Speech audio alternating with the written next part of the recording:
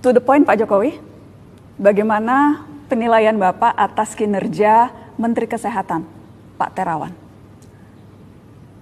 Tidak ada yang sempurna di dunia ini, tidak ada yang sempurna. Jadi kalau ada yang mengatakan masyarakat ada yang kecewa, ya saya itu wajar. Wajar, setiap pekerjaan ada yang menilai, setiap keputusan ada resikonya. Masyarakat bahkan sampai sejauh, walaupun ini hak prerogatif Bapak Presiden yang memilih pembantunya, tapi sampai sejauh ada yang menilai harus mundur karena kinerjanya jauh dari memuaskan. Penilaian berbeda-beda, yang saya ingin tanyakan penilaian Bapak Presiden atas anak buahnya. Yang ditangani oleh Menteri Kesehatan itu kan juga bukan hanya urusan COVID. Ada juga yang lain, misalnya demam berdarah yang juga baru ramai di beberapa provinsi. Tetapi untuk usulan COVID kan sudah dihandle oleh gugus tugas COVID.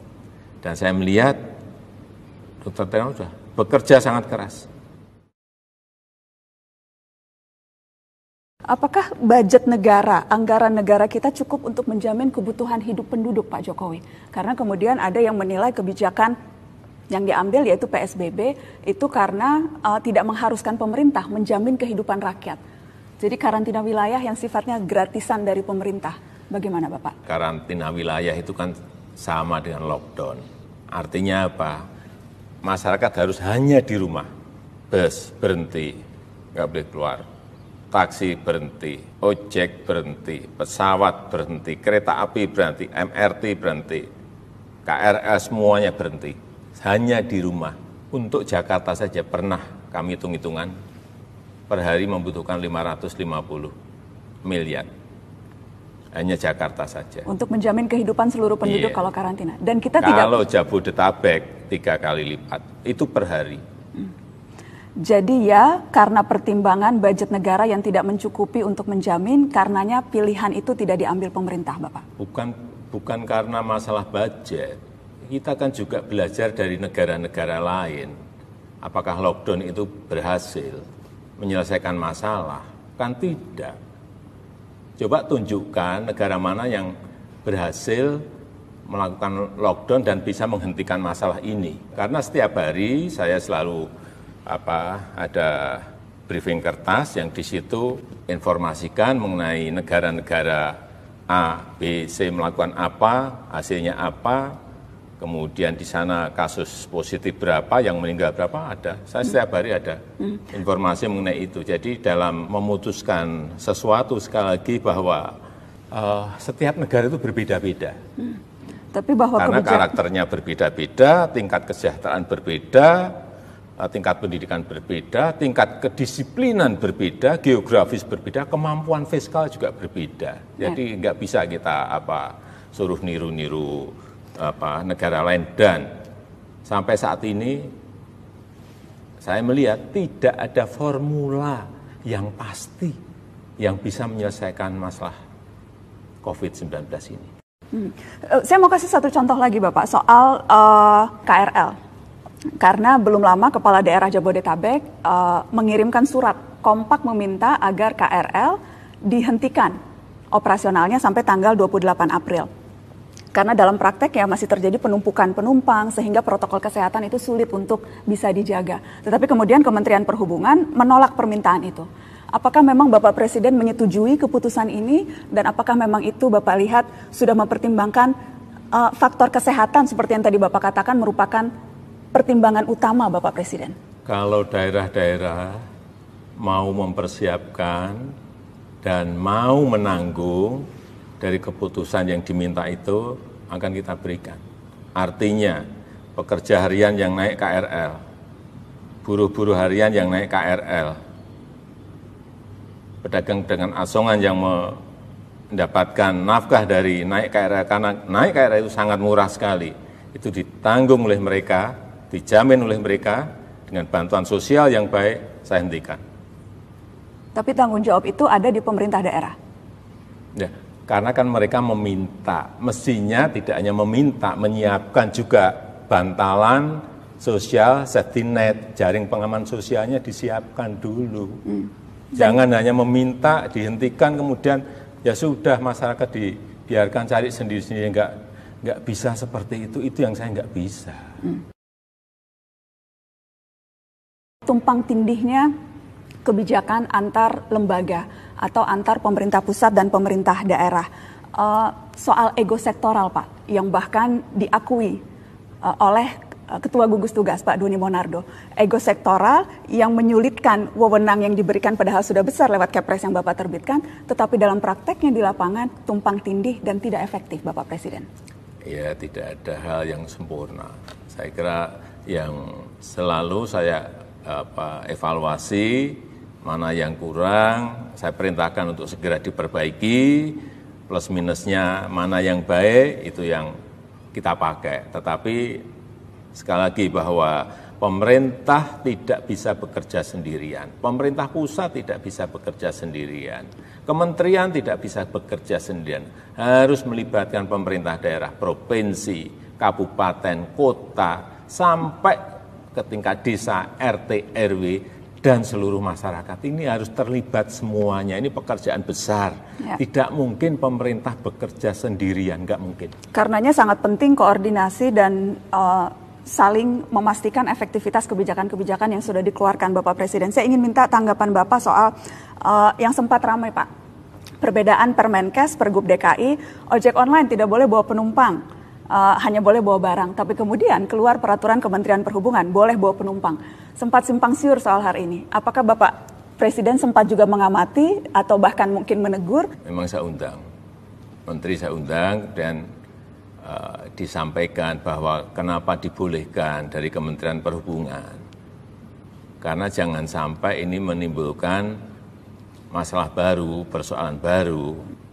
Menteri menyampaikan pada saya, tidak dilarang pun mereka sudah nggak ada penumpang, Pak. Jadi kalau dilarang nanti malah menjadi masalah yang baru. Tapi aturan itu harusnya memang yang benar, satu garis sama semuanya. Tapi ini ada yang melihat dari sisi sosial ekonomi, ada yang melihatnya dari sisi kesehatan, yang ini memang perlu disinkronkan. Karena data dari Kemenhub sudah hampir 1 juta orang curi start mudik. Sudah 900.000 orang yang sudah mudik dan yang sudah tersebar ke berbagai daerah. Apakah berarti ini memang keputusan melarang itu yang baru akan dikeluarkan melihat situasi, tapi faktanya sudah terjadi penyebaran orang di daerah, Bapak? Kalau itu bukan mudik, itu namanya pulang kampung. Memang bekerja di Jabodetabek, di sini sudah tidak ada pekerjaan, ya mereka pulang karena anak istrinya ada di kampung. Ya apa bedanya pulang. Bapak pulang kampung dan mudik? Ya kalau mudik itu di hari lebarannya, beda. Hanya perbedaan untuk masalah merayakan waktu, Idul Bapak. Fitri, untuk merayakan Idul Fitri kalau yang naik pulang kampung itu ya bekerja di Jakarta, tetapi anak istrinya ada di kampung. Tapi itu kan hanya perbedaan timing, Bapak Presiden. Tapi aktivitasnya sama. Mereka pulang dan kemungkinan membawa virus ke rumah itu juga sama. Coba dilihat juga di lapangan. Ini lapangan yang kita lihat di Jakarta.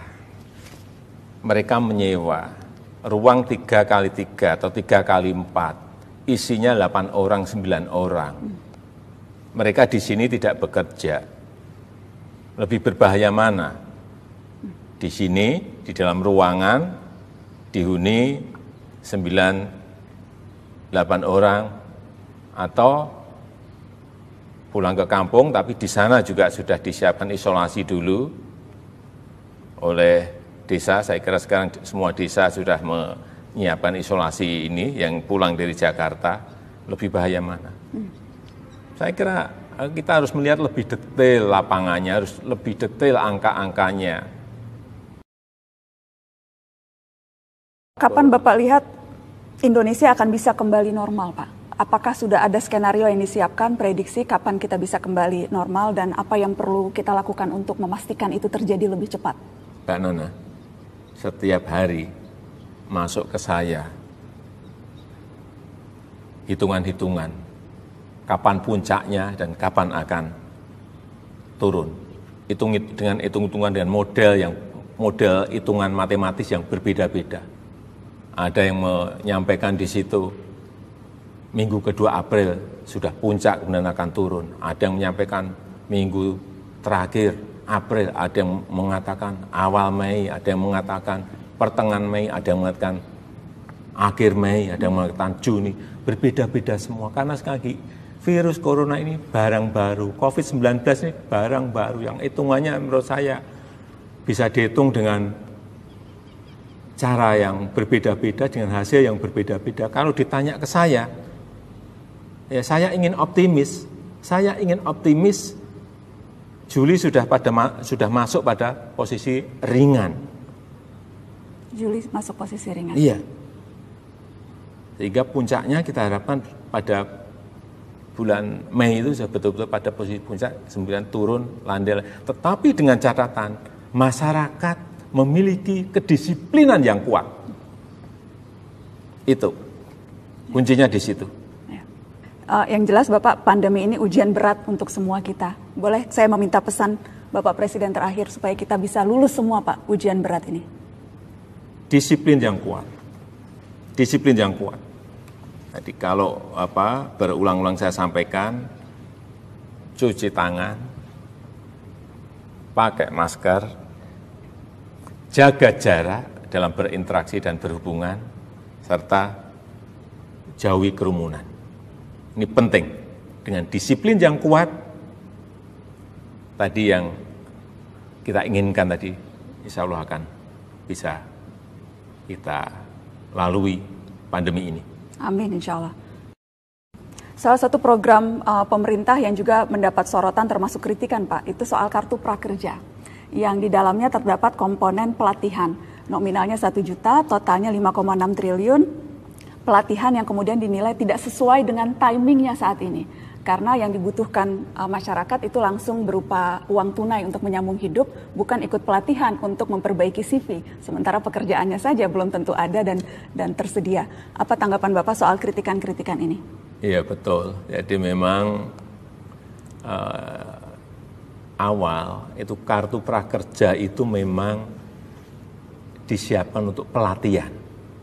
Kita memang sudah menyiapkan saat itu, sejak Oktober kita sudah mendesain agar kartu prakerja nanti bisa dipakai untuk training, untuk pelatihan mengenai teknisi coding, teknisi programming, untuk pelatihan barista, pelatihan chef.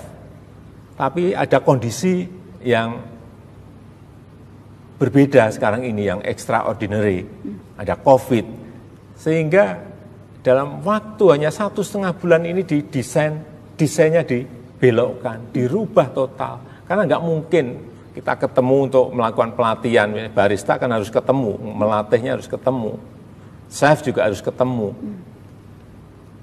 Offline nggak mungkin. Nah ini dirubah ke online dalam waktu yang sangat cepat. Tetapi ini sudah bukan murni training atau murni pelatihan, tetapi ini sudah semi bansos. Idi Pak, angka kematian yang disampaikan pemerintah saat ini belum menggambarkan kondisi real kasus corona di Indonesia. Sesungguhnya menurut Idi lebih dari 1.000 orang. Jadi pernyataan ini keluar setelah perintah Bapak untuk membuka supaya lebih transparan. Tapi masih terjadi kesalahpahaman atau kesimpang siuran informasi seperti ini. Iya sebetulnya itu mudah. Sekali lagi data yang kita peroleh itu kan dari daerah. Dari kabupaten, kota, dan provinsi.